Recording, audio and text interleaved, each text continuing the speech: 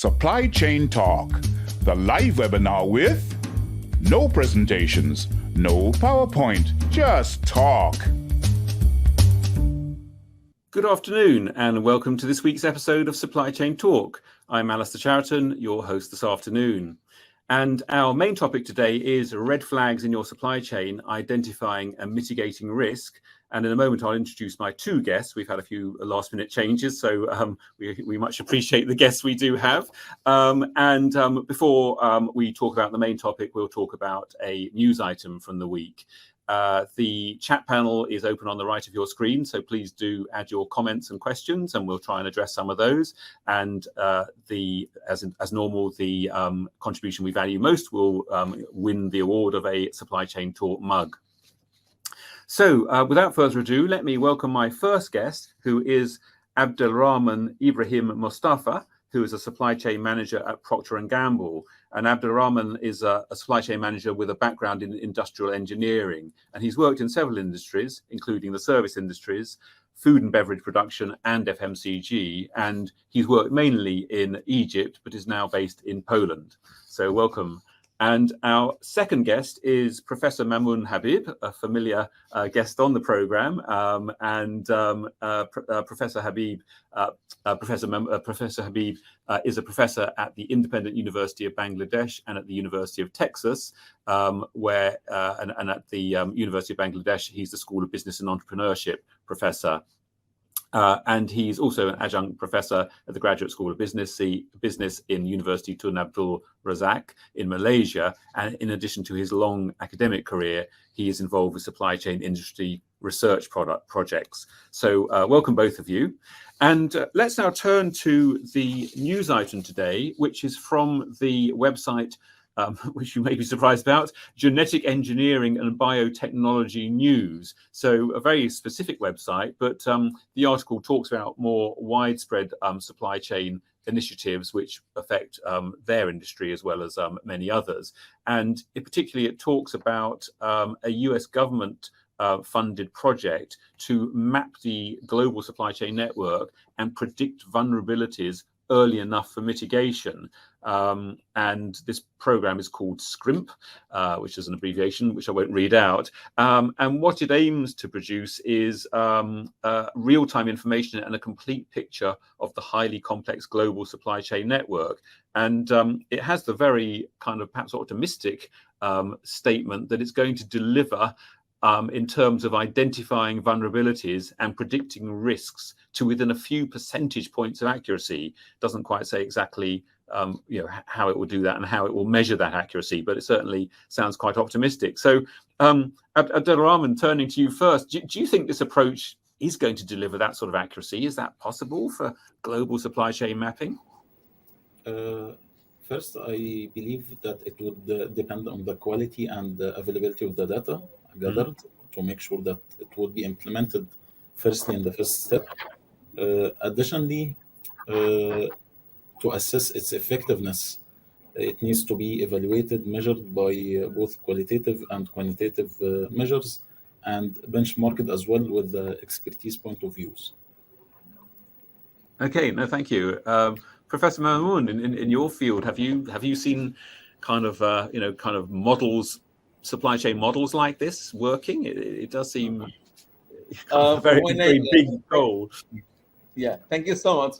When I read this news article, I was a little bit surprised that only accuracy level is a very few percentage, and but they are doing this kind of things. And there's a supply chain critical infrastructure is a management platform. They're doing this one. What they're doing is a very good idea, good initiative. But question is how we can enhance the accuracy level. And in order to enhance the accuracy level regarding the prospective risk or vulnerabilities, we have what my other speakers say. We have to ensure that available data. I use another one term here, big data. So we have to depend on the big data so that all kind of data will be available and just in time.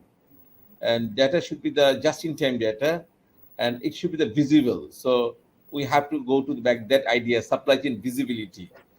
So that when it's required that available data, based on that, we have to come some decision.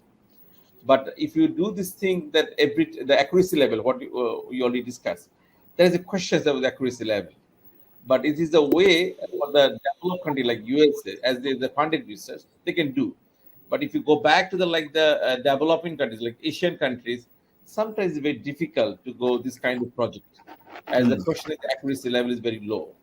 So I believe this is the very subjective interpretation, very good idea how we can mitigate the risk and vulnerabilities, but it depends on the data availability.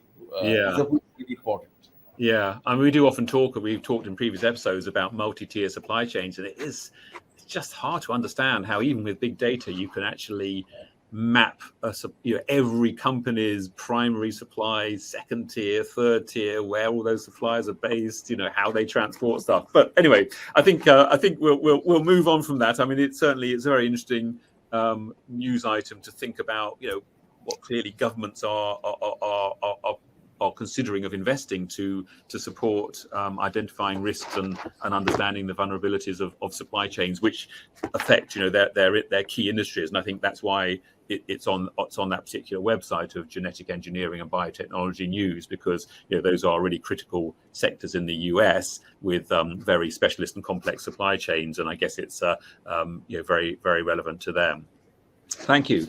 So let's now move to our main topic of red flags in your supply chain, identifying and mitigating risk. And we have talked of sort of similar things about supply chain disruption in the past and indeed quite recently. So we felt that today it will be interesting to start by focusing on what we might call tactical red flags rather than the big strategic issues, the big strategic red flags that we've discussed previously, and the sorts of things that I would view as red flags are poor quality product data. That can really hit a supply chain and make it very difficult to manage, or just everyone uses huge spreadsheets everywhere. Again, how can you effectively manage in those things? Or just departments don't talk to each other properly. So those are some of the red flags that we might think about in terms of tactical red flags. And Abdul Rahman, what would be some of the tactical red flags that you would be looking out for when you're working in an organization or working with a supplier, for example?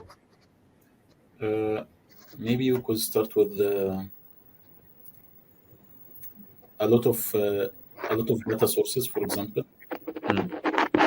Nowadays, we can see that some functions use a lot of data sources, such as spreadsheets, not consolidating the communication between functions.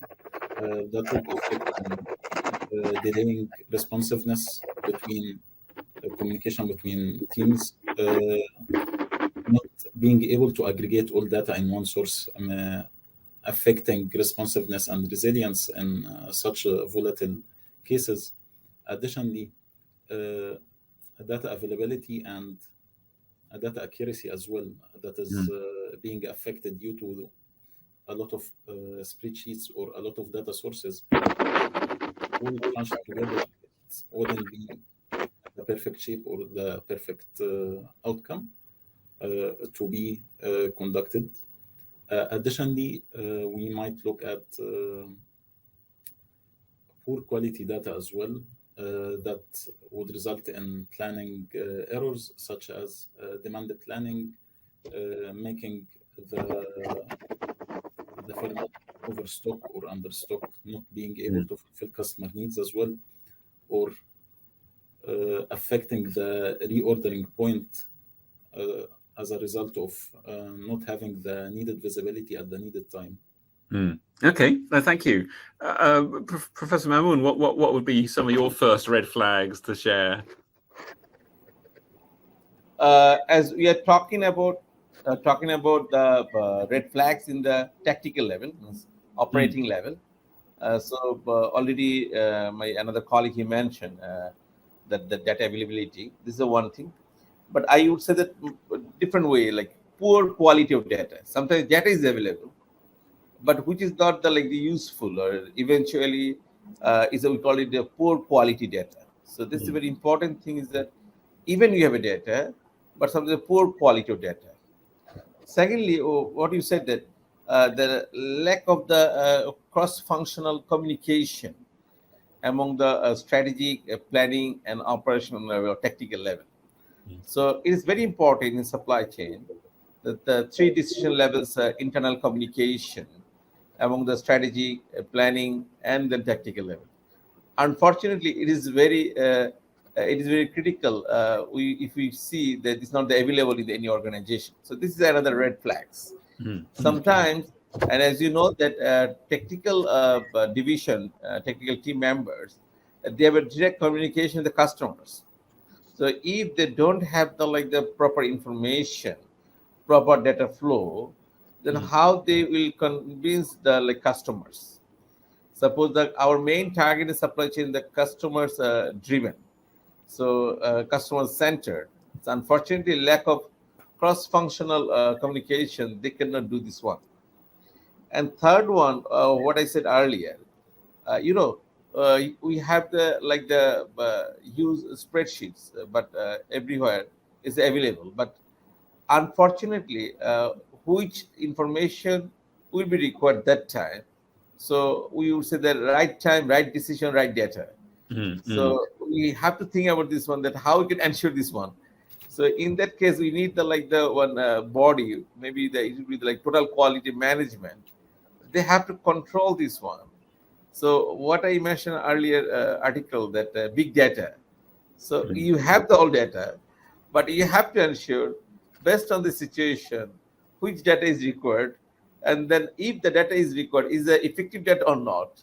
If it's effective data, then it is fine. But if not, then we call it this is the red flags. Yeah. So yeah. basically, that is the most important thing, is that we have to come on the right way. If it's something that disruption, then you can go to the red flags. Yeah. Okay. Yeah. Okay, no, thank you. And sort of perhaps Abdul Rahman, back to you, thinking on the very on sort of the actual operations, manufacturing and production operations, or it may be supply chain, warehouse picking and dispatching and transport. Are there red flags in your experience, there that you'll be, if you walked into a production operation and looked at, I don't know, production performance, or you looked at just how the whole site looked? Are there particular things that you would be thinking, that worries me, that doesn't promise well for reliability and meeting the production schedule and so on?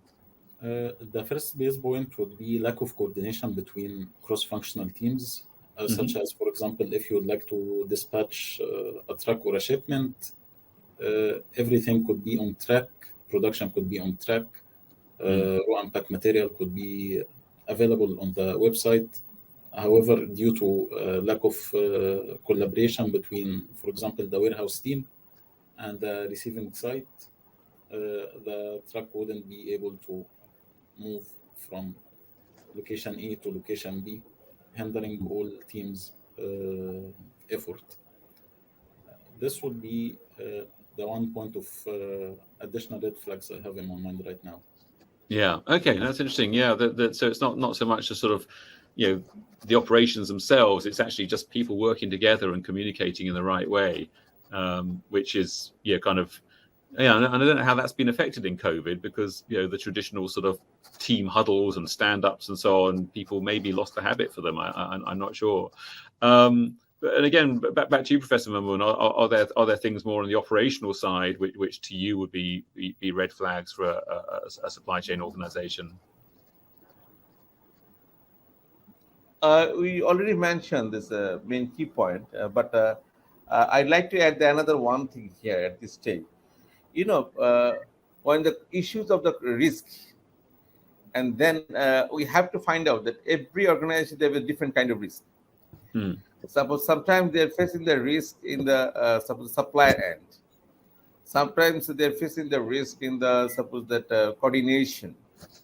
Sometimes they're facing the risk in the flow of information. So when we are working at the operation level, though it is directly the regular operation, daily operations, but they have some coordination from the top to bottom. And then if you ask me, I like to remind you one thing, is that technical red flags, they have also connectivity with the strategic red flags. They have also connectivity with the planning level red flags, because they all are the connectivity. So they all are the flow of the supply chain, flow of the information.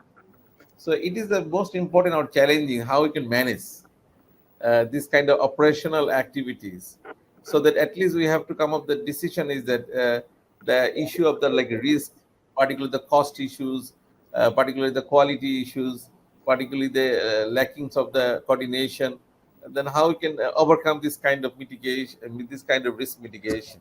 And maybe in that case, what the other speakers said, what they're facing, this cross-functional, this communication, lacking of the communication.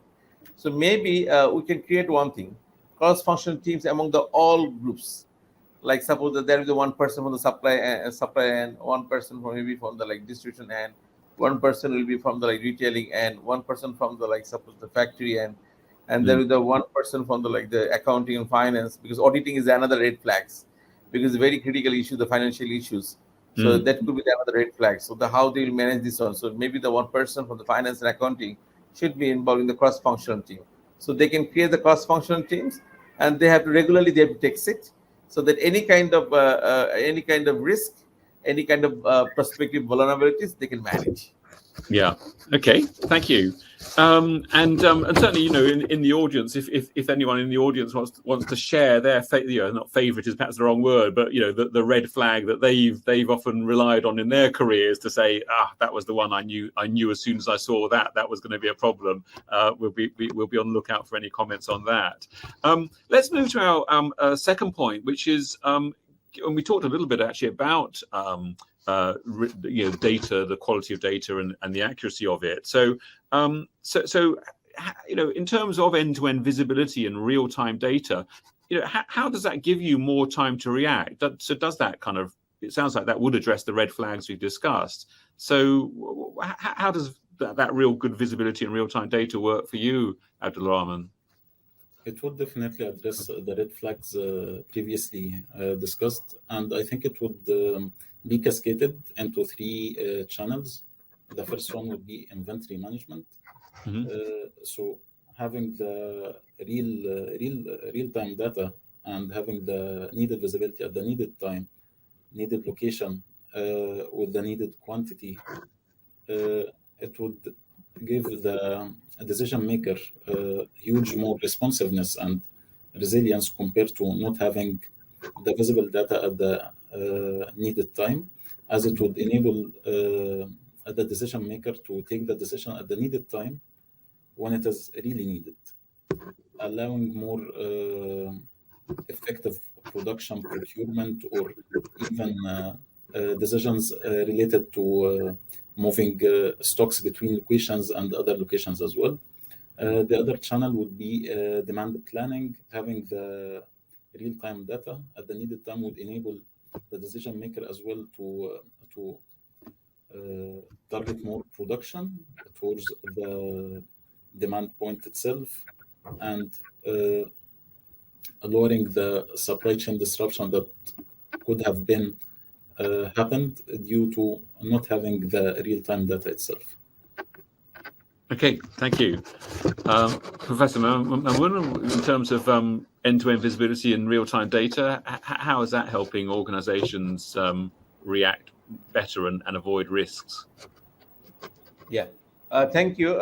You know that what we discussed the few episodes earlier, supply chain must be resilient and robust. So in order to ensure that resilient supply chain, we have to come up with the decision how we can ensure this one. And the end-to-end visibility or the real-time data, so it means that we need the technological advancement. And maybe technological advancement could be the one solution, particularly the supply chain visibility and real-time data. And if you ask me in that case that what kind of technological advancement maybe we can think, you know, it depends. What the earlier speaker said, that those will be the owner of the industry. They have to come up with the decision that what kind of supply chain visibility they like to provide. Because the end-to-end visibility, in order to ensure this one, that means you have to ensure that integrated information system from the supply to customer end. So it means that you need that as a technological advancement. Maybe you can use the cloud computing. Maybe you can apply the machine learning. Maybe you can use that like the other, like the artificial intelligence, or maybe the IoT or something like that. So it depends on the how investment will be there. So because when you talk about the supply chain visibility or the supply the technology advancement, without the investment we cannot do this one. So it depends on the owner side, and they'll come up with the decision. But it is the only way that how we can reduce the red flags by the supply chain visibility from the supply to customer end, and maybe the technology advancement would be the one of the solution for this phenomena. Okay, thank you.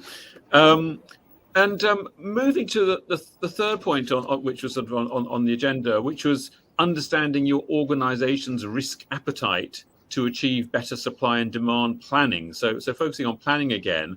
And Abdul Rahman, do you see organizations explicitly balancing, things like the cost of inventory with the cost of customer service failure? Do they assess risk in that way? I think I'd refer to Professor Ma'moon point when he addressed that supply chain should be more customer-centric industry, and it should have always been the case. However, I think due to what happened recently since COVID and since inflation of prices of the total supply chain, I think it shifted a bit to the more point of decreasing cost instead of more responsiveness in terms of customer order fulfillment and customer satisfaction, which has significantly affected organization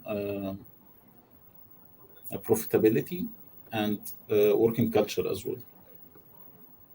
Okay, that's interesting. So your view is that because it could go the other way. I mean, I think you're hearing that in some cases you're absolutely right. I think people are just saying everything's getting so expensive, and COVID has kind of again hit sales or whatever. So we better really cut costs. But then other organizations are saying, wow, the supply chain's so disrupted now and unreliable. We better really increase inventory, which should overall improve availability and service to customers. But obviously, it comes with a cost.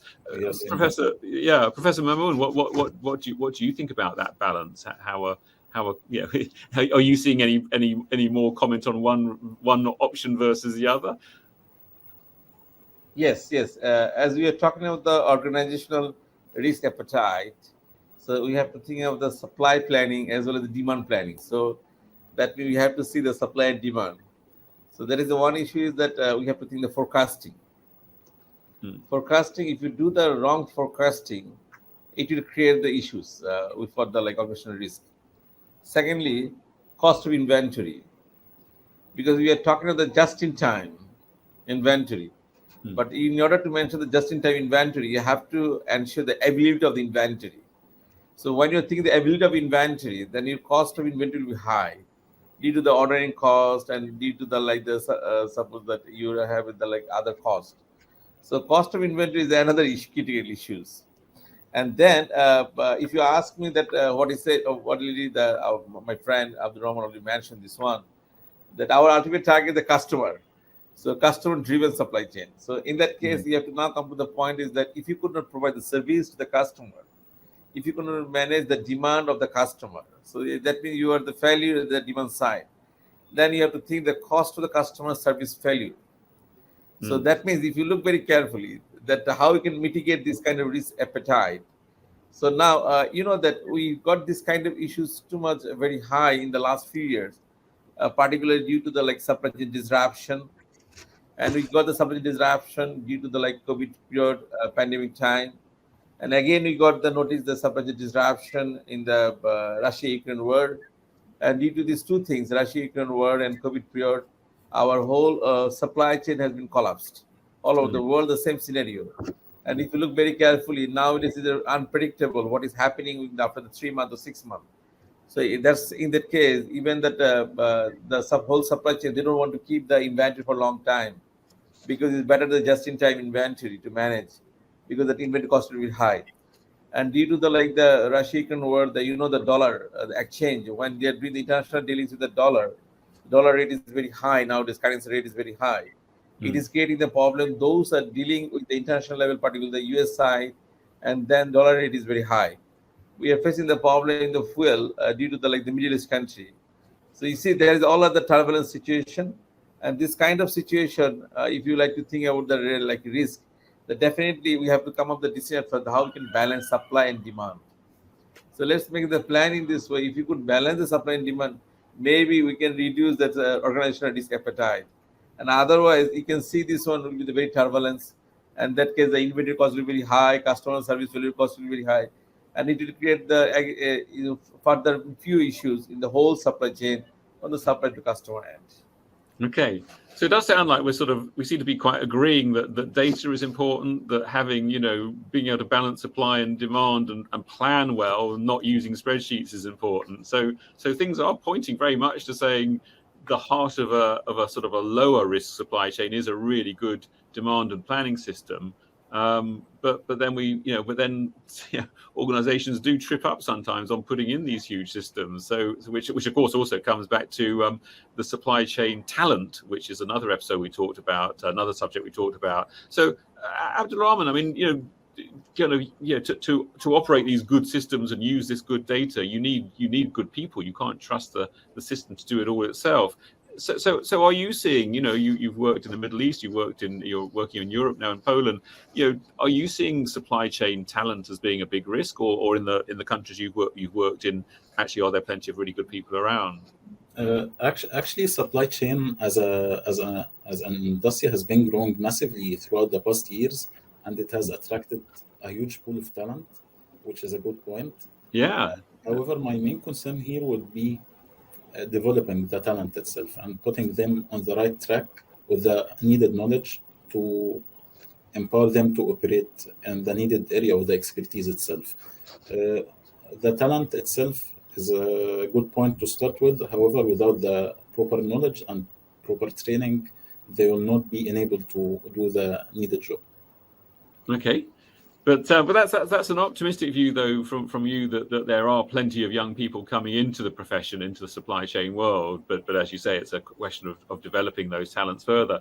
Professor Mamoun, are you seeing plenty of demand and interest in becoming supply chain practitioners, or do you have a less positive picture? Because certainly in some countries there's a lot of comment about the quality of university leavers or school leavers and their appetite for hard work and so on. What are your views on the talent situation? Thank you so much. I'd like to give you an answer the two way. The first of all, what you say that the people-centered supply chain means talent acquisition in the whole supply chain. And I would say that already Abdul Rahman mentioned this one, that that if you see this one now is like the multicultural, multinational people, diversified human resource. So it is not very difficult for us to select the talent. And based on the talent acquisition, you have to think how they can fit with the whole supply chain. And second one, what you said that, if you ask me 30 years before, the people, if you ask after the graduation, where you like to do the job, they like to say banking sector, power sector, and then technological sector, IT sector. But nowadays we try to promote the supply chain professional. There is a huge demand in the market of the supply chain. They can work in the inventory, they can work in the warehouse, they can work in the technology-driven supply chain, they can work in the retailing end, they can work in the transportation side, they can work the procurement, they can work in the purchasing area.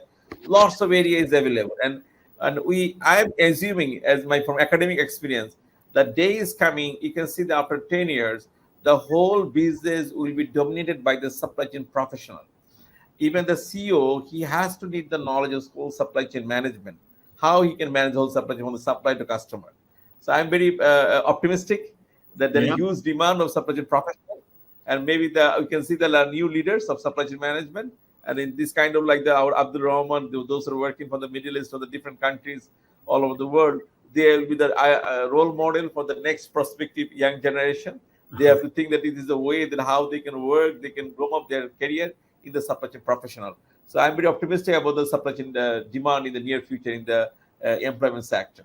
Okay, no, it's great to hear. Great to hear that optimism, because you're right. I mean, it's often been commented on that there aren't many there aren't many supply chain directors who even sit on the main board. You got your chief executive, your finance director, maybe your CIO now is on the board, but supply chain directors often seem to be kind of lower down the pecking order. So to make it to CEO is perhaps still a step away. I mean, Abdul Rahman, I don't know if you're able to comment on the companies you've worked in, but was the supply chain director sitting on the main board, or did they often report into the chief operating officer or report into the finance director rather than being on an equal level with those senior people?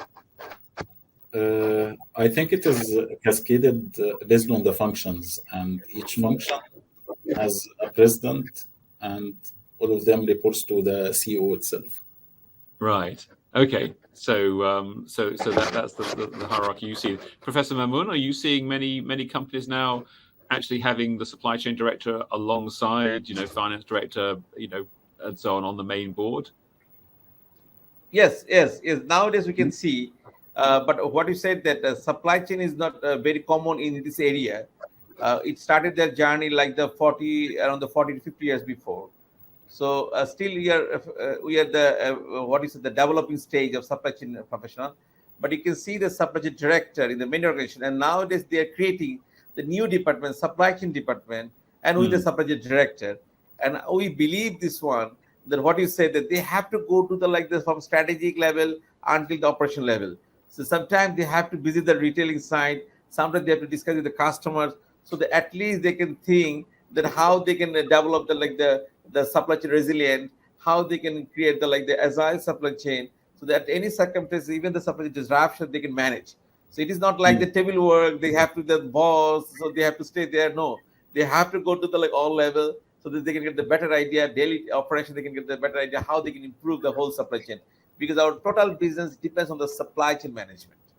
Yeah, it does, absolutely. Any business, well, I guess some sort of you could say possibly something like banking or whatever, or other sort of service industries maybe don't have a supply chain to quite the same extent, but absolutely any business with a real product of any physical kind absolutely has supply chains as part of it. And a sort of final thing related to that and the supply chain, where it sits in organizations. Historically, supply chain and purchasing were often kept separate and even had different reporting lines. Purchasing might report into finance, supply chain might report into operations. And it seems that, we're seeing so much that, your purchasing decisions and your supply chain decisions go hand in hand. To choose to purchase from the Far East, from an offshore location, on a different continent, is a very important decision. And it's not just a product cost decision. It is absolutely a supply chain and inventory decision, which affects the whole organization. So again, Abdul Rahman, back to you. Do you see supply chain, logistics, supply chain, inventory separate from purchasing and procurement in organizations you've worked in, or are you seeing them coming together under a single leader? Most of the organizations I have been to, they have been separated from other functions such as finance or operations. I think this is based on the criticality and the longevity of those businesses. They were very mature in all industries. Yeah. Okay. So that's what you see. Professor Mamoun, again, I mean, are you still seeing that traditional split that purchasing reports to a very different organization than supply chain, the inventory and logistics? Very good question you raised. Today I had one discussion with the professional people, those who are working in the industry in supply chain, and we had tried to explore the few key critical issues from the industry level, practical application, because we have the academics, so we know the academic knowledge, so we like to get some practical knowledge from the industry people. And we got this point today morning, and they mentioned that few supply chain director, even the organizational system, they like to keep the purchasing under the CEO directly. They like to keep this kind of purchasing out of the supply chain. And the reason is that if the supply chain director is not directly there, so they are controlling everything. Sometimes the CEO or the top level manager, they are thinking some of the critical issues, that how they will manage. So they are thinking that it's better, we have to keep this purchasing under our control, and supply chain, they will do the regular operations or something. But what is said that from the our point of view, and you already mentioned this one, that each purchasing should be the part of the supply chain. So the supply chain director, they should hold this one, because there is a relation with the supply chain profitability. Supply chain purchasing, there is some decision with the inventory cost. There is some decision with the distribution cost. And there is some relation with the transportation cost as well.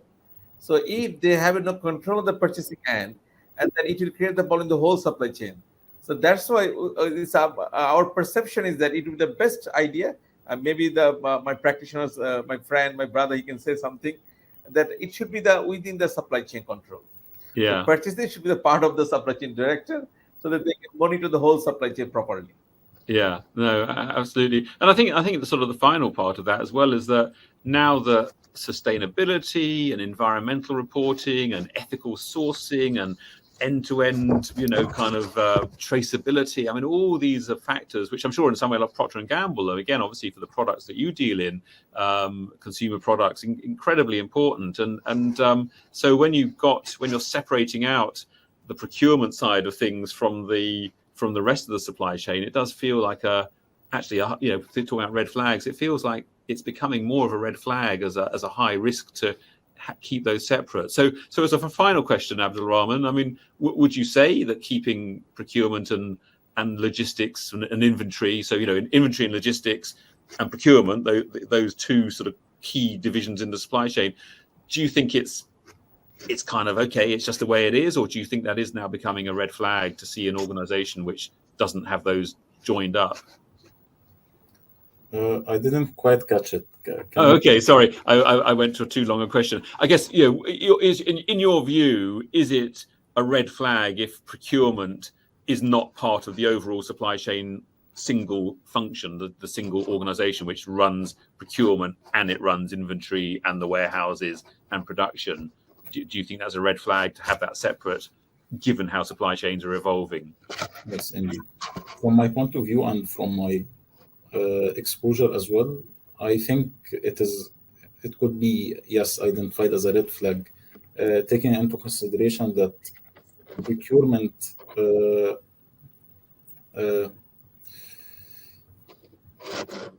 of the first product itself, which is the raw pack material or even the maintenance equipment for our production lines, affecting the supply chain itself. So all in all, it should be aggregated as a one unit, not separated from each other. Okay, and Professor Mamoun, what are your thoughts? You're saying that they are sometimes coming together? No, I think you were saying they still are often separate, with the CEO being responsible for procurement and supply chain and sort of reporting in elsewhere. So do you think that's becoming a red flag issue now? If you haven't got a single, definitely. Procurement, inventory, logistics, they're integrated, correlated. So if you have any issues with the procurement, and it will create the impact about the other part. And usually you are using the procurement, their main responsibility to procure the raw materials. So when they'll go for the procure the raw materials, then that is the issue also the purchasing. Financial issues, and there is some issues like the negotiation, contracting, e-tender, and other something. So the whole process of the procurement is creating the impact upon the remaining part of supply chain management, like inventory, logistic, and transportation, distribution, and other something. So definitely is the red flags, and as is the issue of what you said earlier, that the purchasing issues and with the procurement within the procurement umbrella. So we have to take care of these things. Like it should be also the part of the whole supply chain. Under the whole supply chain means wholesale and supply chain director. They will handle this one properly. Otherwise, the issue will be what you said, the red flags for the whole supply chain. Great, thank you very much. Well, we're really out of time now.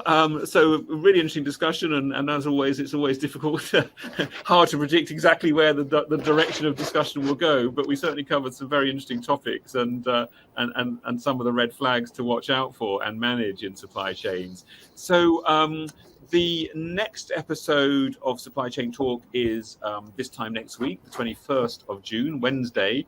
And the subject is, are your supply chains ready for AI? So a really interesting technology discussion there. And that's going to be hosted next week by Kevin Crane, who has hosted other Business Reporter episodes. So I'm sure he'll be a great host as a nice change from my face.